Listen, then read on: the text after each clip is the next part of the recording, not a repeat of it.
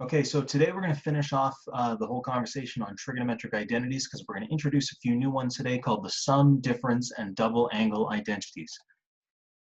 So we're going to learn the last few identities on the formula sheet today. They're the ones that are on the bottom half of the whole right-hand side of the formula sheet, sum and difference identities and double angle identities. We'll do a bunch of examples, simplifying statements with them, and then one proof question. It'll be pretty straightforward. So sum and difference identities. Some new trigonometric identities we'll look at today are sum and difference identities. These are identities that are inside the trigonometric function. These are identities where there is inside the trigonometric function, there's a sum or difference of two different angles. So for example, sine of an angle alpha plus an angle beta. Those are two different angles being added together inside one trigonometric function. That becomes a sum trigonometric identity.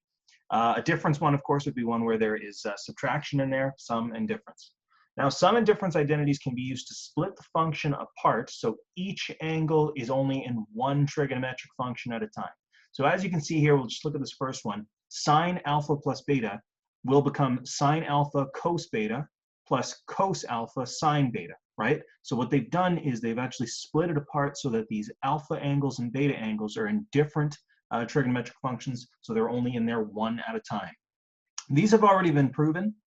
You are not expected to prove them yourselves. You can take them just at face value and use them for when you wish. What gets really confusing about this is they're very technical as to what the order is for each one. Like if you look at sine alpha minus beta, it's like pretty much the same thing as when it was plus, it's just you're subtracting. Sine's a pretty simple one for sum and difference identities, but cosine gets really weird. For cosine, when you're adding them together, it's going to be cosine alpha cosine beta minus sine alpha sine beta. But then when cosine is subtracting two angles together, it becomes cosine alpha cosine beta plus sine alpha sine beta. So it becomes like backwards on those ones. You won't have to understand why all these work, but you just have to understand they exist in the first place. Now there are sum and difference identities for tangent as well, but these ones are a lot more rare. We don't seem to use them quite as often, but just be aware that they can pop up every now and then, and to be mindful of it. So these identities actually connect really well with the angles from special triangles. Let me show you an example as to why. Suppose you were asked to calculate sine of 75 degrees without a calculator. How would the sum and difference identities help us? Well, remember with special triangles, we had two different special triangles. We had the 30, 60, 90. So 30, 60, 90. And then we had the 45, 45, 90. Now, you might be able to see it, but maybe you don't, and I wouldn't blame you. Sine of 75 degrees is obviously not one of these angles, but 75 degrees is 30 degrees plus 45 degrees, right? Because 75 is 30 plus 45. So we could split this already, just intuitively, into sine of 30 plus 45 degrees. This and this are the exact same thing. Clearly, all we did was we just took 75 and we chopped it into 30 and 45. Now, because we know that this is now a sum identity, where it's the sum of 30 and 45 degrees inside sine, we can use that very first sum and difference trigonometric identity to split that apart and solve it directly. So we're going to say that 30 degrees in this case is alpha, and 45 degrees is beta. So sine alpha is what this is going to be equal to. Sine alpha is sine 30 times cosine beta, and beta, of course, was 45, plus cosine alpha, cosine 30, sine beta, so sine 45. Hopefully what you're noticing from me just doing this question is there's going to be a lot of bouncing back. You're going to have to be really careful with these ones as to what goes where. There's a lot of really intricate details that go with this, so make sure you're really closely paying attention and double checking your work. Now, for all of these trig ratios that we got in here individually, we can use our special triangles to solve the rest. Now, maybe just to help us out, I'll fill in the special triangles here. Remember, it's 1/2 on this side, root 3 over 2 on this side. Then it's 1 over here as well. And then usually we would say this is root 2 over 2 and root 2 over 2. So if we're going to look at sine 30 first of all, sine 30 is opposite over hypotenuse, so it's 1/2 over 1. In other words, that's just going to be 1/2.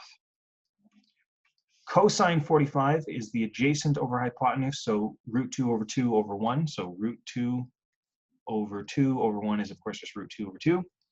Plus cosine of 30. Cosine of 30 is adjacent over hypotenuse, so it'll be root 3 over 2.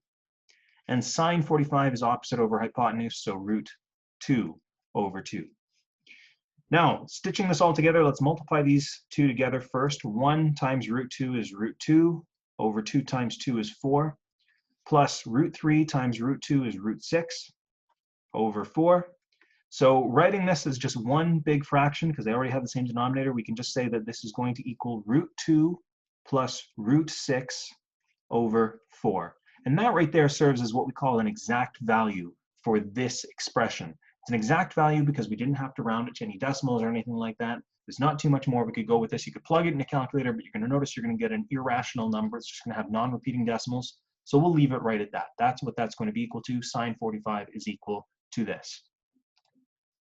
Next example, and I've included the formulas, of course, in the bottom corner so we don't have to keep referring back. Write the expression cosine 88 cosine 35 plus sine 88 sine 35 as a single trig function.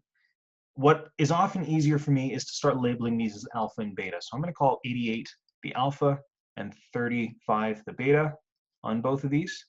So really we're looking at cos alpha, cos beta plus sine alpha, sine beta. Well, if you look at your formula sheet, cos alpha, cos beta plus sine alpha, sine beta, that's going to correspond with this guy right here. So if we're now going to write this as a single trig ratio, notice that this piece right here can simplify down just to cosine alpha minus beta. So we now have cosine alpha, which is 88. Ooh, that doesn't look like an 8. There we go. Cosine 88 minus beta, so 35. And of course, that's going to be cosine 88 minus 35. I sure hope my mental math isn't wrong here. I believe that is 53 degrees.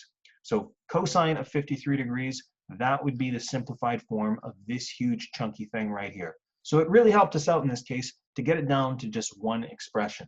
And as I kind of mentioned yesterday in the proving identities thing, it's often nice, especially for when people go into programming, to not have to use as many trigonometric functions as possible, because that really eats up a lot of processing power if you were using this, of course, in a computer. For a pure math aspect, though, it's just nicer to look at something like this than it would be to look at something like this. So maybe that's all we care. Next up, find the exact value of sine 15 degrees. When you see a question like this, an exact value of a trig ratio, and that ratio or in that angle that's inside the trig ratio isn't one of your special triangles, that should be a clue to you that you have to stitch things together using your special triangles.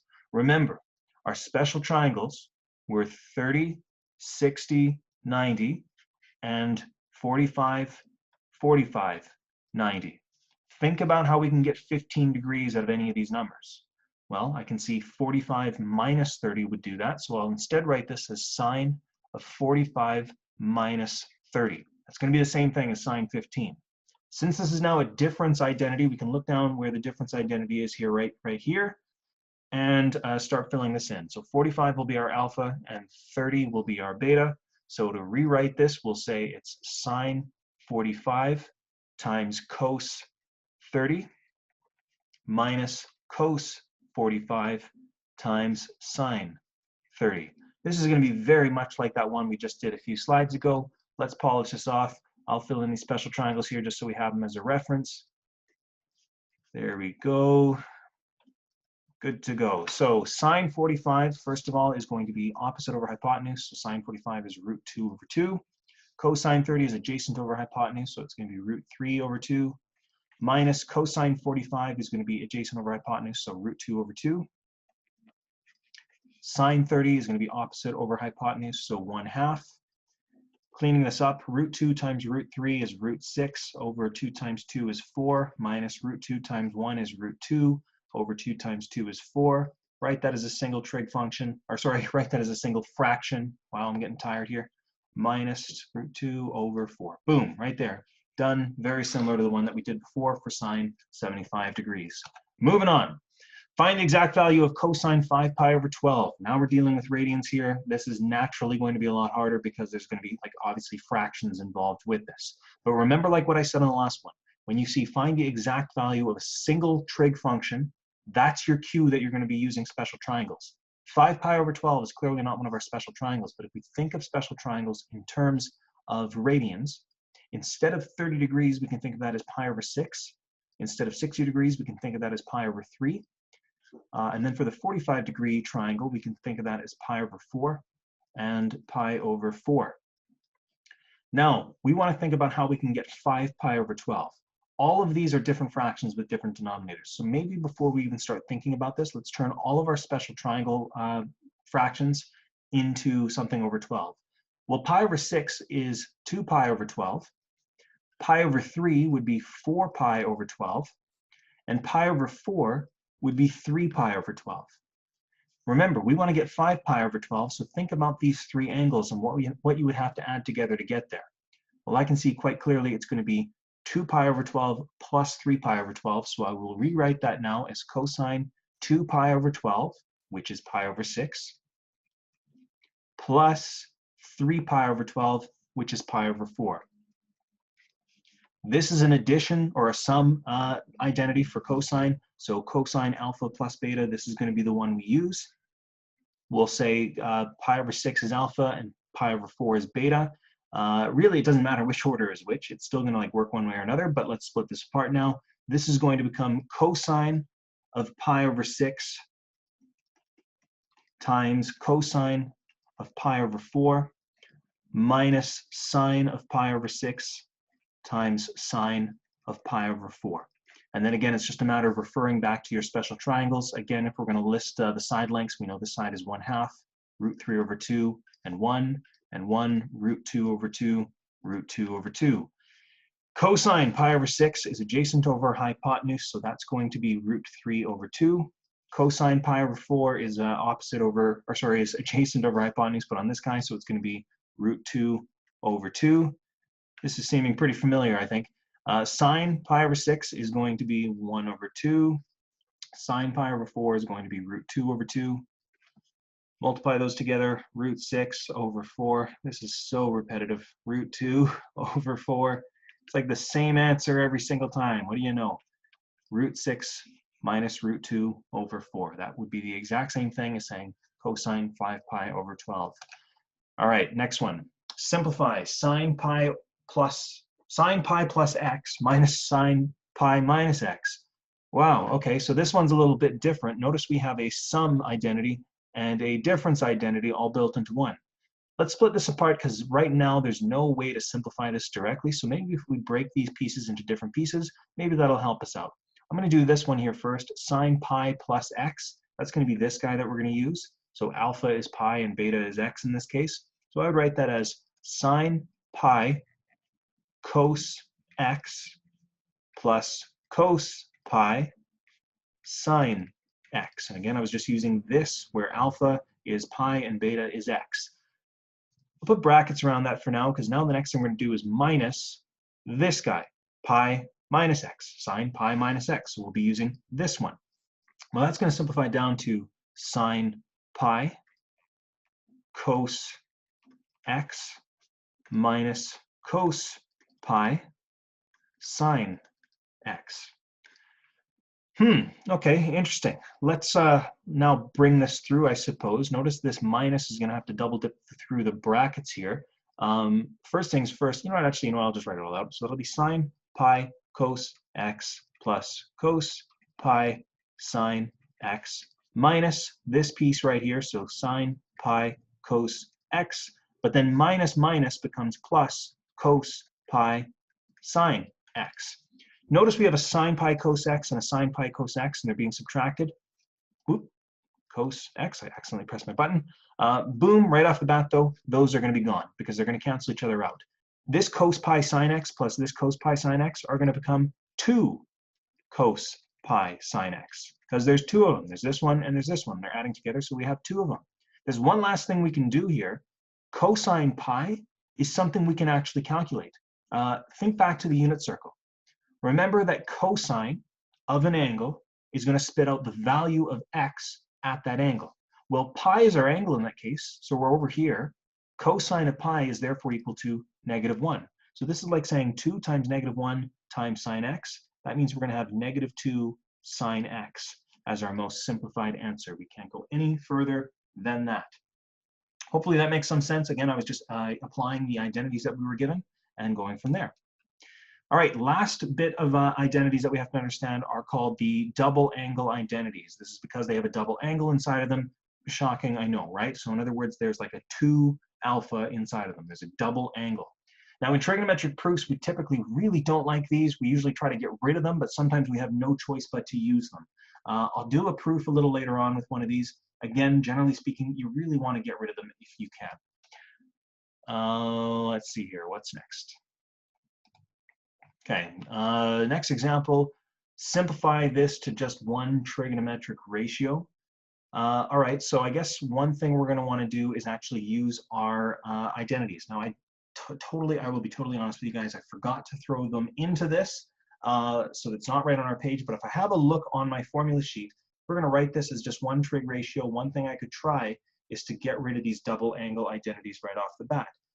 Sine 2x, which is like sine 2 alpha, only has one trig identity that we can use, so it's the one that says 2 sine x cos x. Again, make sure you have your formula sheet in front of you while we're doing this. I apologize for not putting them in the corner. I really should have. Next one, cosine 2x plus 1. You're going to notice on your formula sheet there's 3 different possible identities to use for cosine 2x.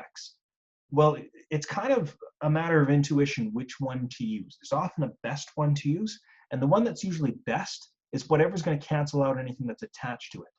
Notice how cosine 2x has a plus 1 attached to it here. If you look on your formula sheet, there's an identity that says cosine 2 alpha equals 2 cos squared alpha minus 1. If we change this cos 2x with this piece right here, we're going to be inheriting this minus 1.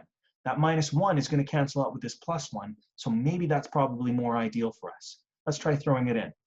2 cosine squared x, not alpha because we're using x in the equation, minus 1, that's this whole piece here, and then plus 1.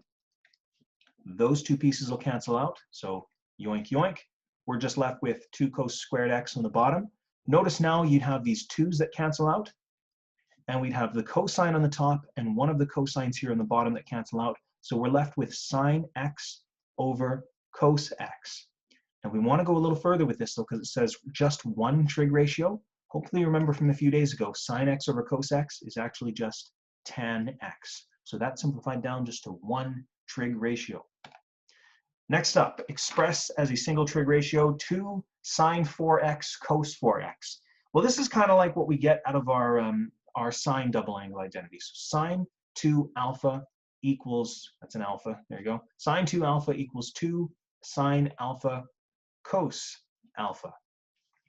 So this kind of takes that same appearance, except it just looks like the alpha in here is actually 4x. That's usually the strategy I go about doing this with. So I notice that this looks exactly the same as this part of this trig identity. It's just that my alpha is instead of 4x. So alpha is 4x. And if alpha is 4x, then that means sine 2 alpha is the same thing as this piece. Well, we have sine 2 alpha, therefore, as our answer, but alpha, as we tell from this piece here, is 4x. So we can therefore say that we have sine 2 times 4x, which is 8x, as our answer. That one's a really weird one. We're going to do another one like this. Pretty much the exact same thing. Expressed as a single trig ratio, cosine squared 1/2 x minus sine squared 1/2 x. Let's now kind of dig through your formula sheet and find something that looks similar to this. There is a formula on there that says cosine 2 alpha equals cosine squared alpha minus sine squared alpha. That looks pretty close to this. Cosine squared alpha minus sine squared alpha, cosine squared this minus sine squared this. This, the 1/2 x, could be our alpha. So alpha is 1/2 x. So therefore we know that this whole piece is just going to simplify to become cosine 2 alpha. So we have a cosine 2 alpha, but remember alpha is 1/2 x. So we could say this is cosine 2 times 1/2 x. 2 times 1/2 x just makes this cosine x. There you go. That's how you could simplify that one. Hopefully that one's making a little bit more sense. Next one's another one that's very similar to this. Sine 5/2x, cos 5/2x. The only thing that looks really similar to this, where we have a sine and a cosine being multiplied together with nothing else being added onto it or anything, is once again that one that says sine 2 alpha equals 2 sine alpha cos alpha. The only thing here is, though, we could say, oh, this is our alpha. The 5 over 2x is our alpha. Let me throw that in there. 5 over 2x is our alpha. But whatever happened to this 2 out here? That's what's kind of bizarre, right? We don't have a 2. If there was a 2 out here, we could do it just like that one a couple slides ago. But here's what's kind of cool. This formula, which I pulled right off your formula sheet, is an identity that's given to you, which means you can rearrange this one however you please. So in other words, we could rearrange this to say sine 2 alpha over 2, if I divided both sides by 2, equals just sine alpha cos alpha. Now that we see this, this now has that form sine alpha cos alpha, and we know that's just going to be equal to this sine 2 alpha over 2. So we could say that we have sine 2 alpha, and alpha, like I said before, is 5 over 2x, so sine 2 5 over 2x over 2. Now, keep in mind, this 2 is locked inside the sign, so don't go thinking that those 2's are going to cancel out or anything. Let's actually just multiply this 2 in here. This is going to become sine 2 times 5 over 2x is just sine 5x over 2. And that still is just a single trigonometric ratio, right? There's nothing wrong with that. If you want even more proof of that, you could just write it as 1/2 sine 5x, right? That looks probably a little bit more clear that it's just simply one trig ratio, but that's all there is to that one there. All right, here's our last question. It's a proof example. So I wanted to get at least one proof in here. We did so many proofs yesterday that I felt like we kind of just, destroyed this. So I'm only going to hit you with one here, and I'll give you lots of practice time. We've made decent time today. Prove this identity. Secant squared x equals 2 over 1 plus cos 2x. Remember the rules from before. We don't like anything that isn't sine and cos, and we want to start with a more complicated side. Now, I'm not going to worry about this secant squared x quite yet, because that's, even though it's not sine or cos, that's pretty simple. So I'm going to leave it alone. Left side is over here. Right side is over here. Let's try cleaning up this right side because it's a lot worse. First things first, I see cos 2x. Hopefully you picked up earlier in this lesson, we don't like double angle identities. 9 times out of 10, we want to get rid of them because they're just a nuisance. Cosine, unfortunately, is the one that has 3 different double angle identities on the formula sheet. Like I said before as well, though, you want to pick the one that's going to accommodate whatever else is attached to it. We're adding 1 to this. So just like before, we should use the one that has the -1 built in. Namely, we should use the one that says cosine 2 alpha equals 2 cos squared alpha minus 1. So we can change this cosine 2x into 2 cos squared x minus 1. Let's give it a try. And again, if it doesn't work, well, we can just start over. 2 over 1 plus cos 2x, let's change it to this, 2 cos squared x minus 1. Notice we have a 1 and a minus 1. Those can cancel each other out. This now leaves us with 2 over 2 cos squared x. The 2 on the top and the 2 on the bottom can cancel out. That's going to leave us with 1 over cosine squared x. One last thing we can do here. You can work on the right side if you wish. You can work on the left side. I think I'm going to go back to the left side just because there's more room here. Remember what I said before. This isn't too crazy. Secant squared x, it's not sine or cos, but it's not a horrible looking thing. Let's now try to turn it into sine or cos. Secant squared is the reciprocal of cosine squared, so that immediately becomes 1 over cosine squared x. And look at that. This side, the left side, and the right side are now equal to one another. So we always finish this off by saying left side, ls, equals rs. And then you can even put like a little box here. Done. Awesome. We made amazing time today. So for practice, the practice questions here are going to be a little confusing, so just pay attention. These questions right here are just for practicing simplifying the identities we've done today. These questions are the ones I gave you yesterday on proving. You can also now add on that same page these questions because these ones contain the sum, difference, and double angle identities, right? So you'll actually be using those in proofs. So if you want to do some proofs, those are the questions to try right there. During tomorrow's Zoom, we're going to do a lot more like one-on-one practice with this. I want to make sure that we're understanding this stuff directly, so it'll be like a you try and I go over kind of thing. But we're now done everything we need to know for chapter 6. There was one more section in the textbook, but we're going to leave it because of this whole online learning thing, and it's not super important. But just a heads up also, on Tuesday next week, we're going to have a summative quiz, so 4 marks on both chapter 5 and chapter 6, right? So make sure we're prepared for that. Zoom is just going to be going over chapter 6. but I'll give you some more materials to study from chapter 5 as time goes on as well. If you have any questions, please reach out to me. You guys know that drill. Best of luck.